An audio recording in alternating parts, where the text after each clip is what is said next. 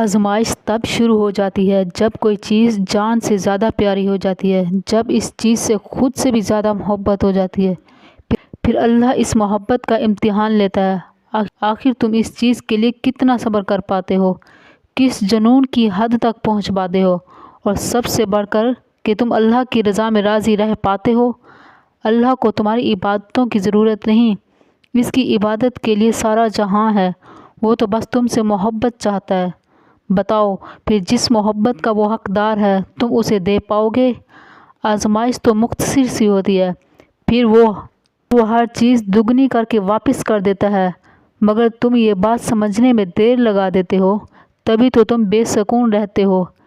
امتحان تو تب ختم ہو جاتا ہے جب تم صبر کر کے آگے بڑھ جاتے ہو اور جان لیتے ہو کہ واقعی اللہ سب کچھ ہے۔